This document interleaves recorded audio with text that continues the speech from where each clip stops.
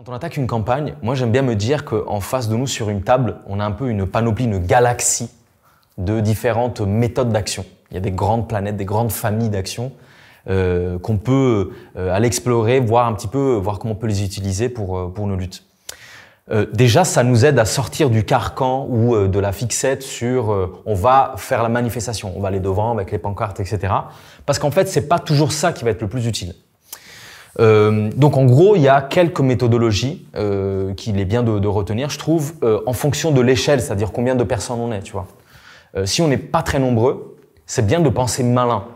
Donc toutes sortes d'actions, on va dire fortes symboliquement, qui peut marquer les esprits, qui va être partagé par nos proches, tu vois. Moi, j'aime bien me dire, si je fais quelque chose, j'ai envie que mes amis, mes collègues, ils partagent, ils se disent c'est drôle ce qu'il fait, c'est bien ce qu'il fait, c'est juste ce qu'il fait.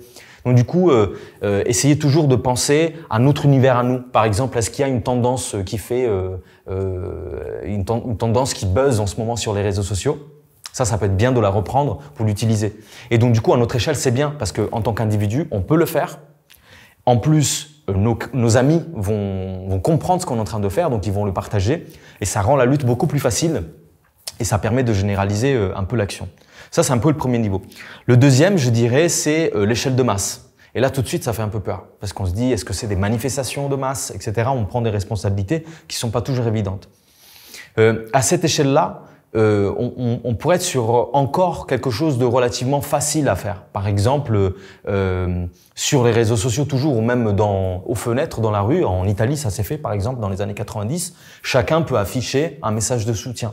En Italie, c'était des drapeaux de la paix. Voilà, contre la guerre en Irak, par exemple. Donc, tu avais partout en Italie, dans toutes les villes, des balcons entiers remplis de drapeaux de la paix. C'était magnifique. Ça comprenait pas beaucoup de risques pour les gens. Les gens ne devaient pas nécessairement aller dans la rue ou subir la répression, mais ils pouvaient quand même manifester leur soutien. Ça, je trouve ça très bien parce que c'est physique, c'est réel, ça s'ancre dans la vie de tous les jours. Et du coup, au-delà de nos amis qui partagent sur les réseaux sociaux, il y a la famille, il y a la maman, il y a les grands-pères, les grands-mères, etc. qui nous aident là-dessus. Et après, on passe, on va dire, dans des catégories d'actions qui sont un peu plus imposantes en termes d'organisation. Quand on a commencé vraiment à s'organiser, je trouve que les Jeunes pour le climat, ils ont lancé quelque chose d'intéressant au niveau international il y a quelques années. C'est par exemple les grèves de l'école pour le climat. Et là, pour le coup, c'est des actions physiques, c'est vrai, mais c'est assez inattendu de voir des grèves des écoles, des grèves des collèges, des lycées, etc. Parce que c'est des enfants, quoi. Tu vois, donc c'est assez inattendu. Et on s'abstient du fait d'aller en cours pour demander un futur meilleur. Donc le symbole qu'il y a derrière est quand même très fort. Par exemple, Greta Thunberg, elle se mettait avec sa pancarte devant l'école et elle attendait que les autres viennent la soutenir là-dessus.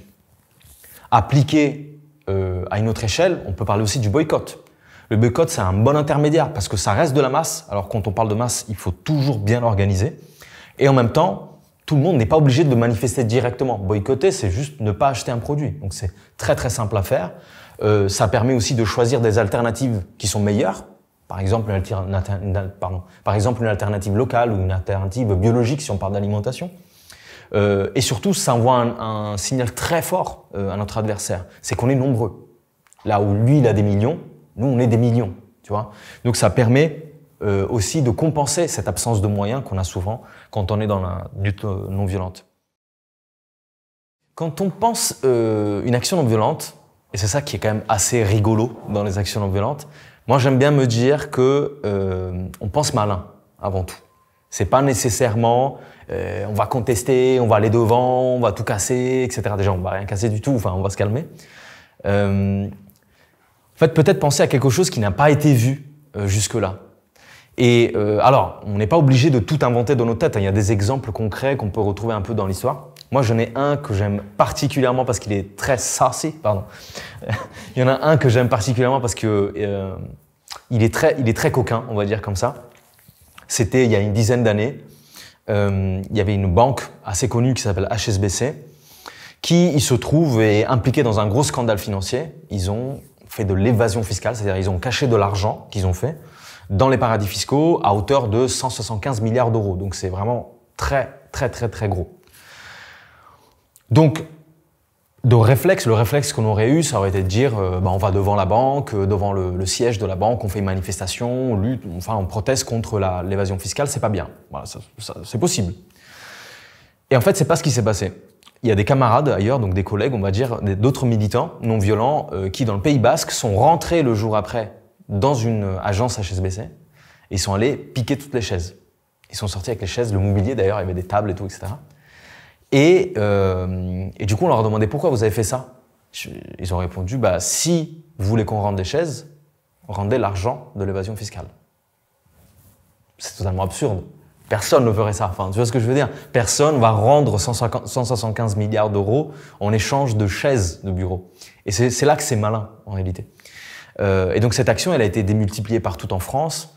Il y a plusieurs dizaines et dizaines de chaises qui ont été réquisitionnées ou voilà, ont piqué dans les différentes agences et puis elles ont été redistribuées dans un réseau de personnes qui venaient soutenir cette cause contre l'évasion fiscale. Bien évidemment, ça a donné lieu à des procès, bien évidemment, ça a donné lieu à de la répression, mais c'était anticipé et c'était tout le but du jeu, mettre l'adversaire devant un dilemme. Tu vois. Et c'est là que du coup, on rentre dans une logique où l'adversaire ne t'attendait pas. Ils vont devoir se demander s'ils te répriment. S'ils te répriment, ils passent pour les méchants. S'ils te répriment pas, c'est open bar. Tout le monde peut y aller. Tout le monde peut aller piquer des chaises partout.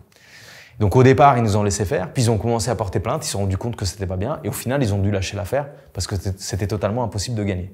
Alors, ils n'ont pas rendu l'argent, ça c'est dommage, mais en tout cas, ça nous a permis pendant plusieurs mois de mettre en avant le problème de l'évasion fiscale et de tout ce qu'on pourrait faire avec cet argent-là. En fait, on pourrait l'utiliser dans plein d'autres choses, l'école, l'hôpital, etc., etc.